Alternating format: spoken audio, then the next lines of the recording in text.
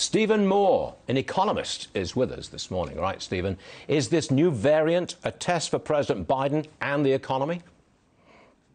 Yeah, it sure is. And, I'm just praying that we don't make the mistake, Stuart, that we made, a year and a half ago or 2 years ago when politicians panicked around the world, especially in the United States, and we locked down economies, we shut down our businesses and commerce, and it had catastrophic effects on the economy. But the really interesting thing about lockdowns, Stuart, is they had very little impact on reducing the spread of the virus. So we hopefully have learned the lesson that lockdowns are just an ineffective way to combat a virus like this. And so we don't know right now, how severe this variant will be.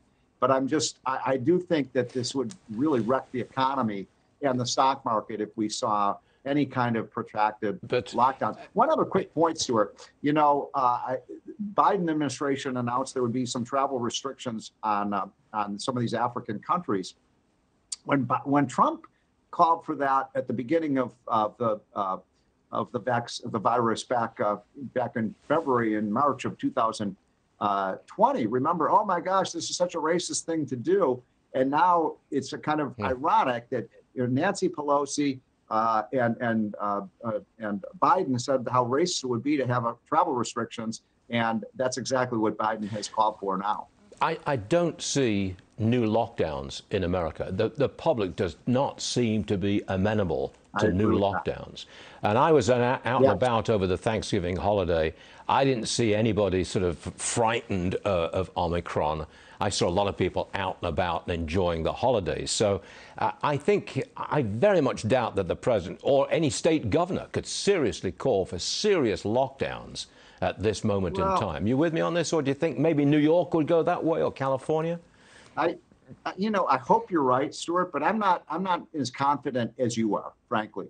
And I think you're probably right.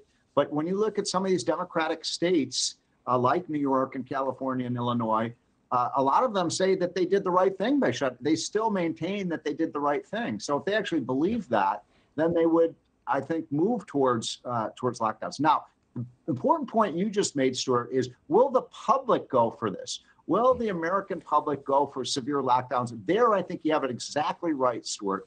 But I live in Montgomery County, Maryland, and they've just reinstituted new mask requirements. Now, I don't have a big problem with mask requirements. I don't like them, but I can live with putting a mask on.